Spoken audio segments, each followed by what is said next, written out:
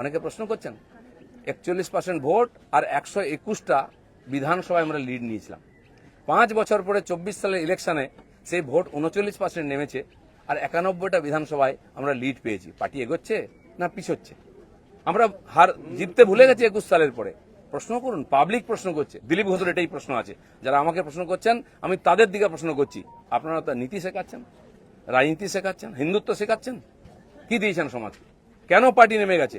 250 লোকের প্রাণের বিনিময়ে যে পার্টি দাঁড় করিয়েছিলাম সে পার্টি কোথায় আজকে? কেন হারছি আমরা? কেন লোকে ছিচিৎকার করছে? আর এই দালালরা যেদিন থেকে পার্টিতে এসছে বিজেপির গন্ধও চলে গেছে, বিজেপির স্বাদও চলে গেছে। লোক বিজেপির ভরসা করতে পারছে না। তাই ভরসা ফিরিয়ে আনার জন্য লড়াই করুন, নাটক করবেন না।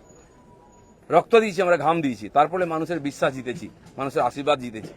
দিলীপ ঘোষের তো লড়াই জারি আছে। আপনারা ঠিক করুন কে কোন পার্টি থেকে লড়াই করবেন। দিলীপ ঘোষ পার্টি পাল্টাতে আসেনি, পশ্চিমবাংলাকে পাল্টাতে এসেছে। ধন্যবাদ সবাইকে।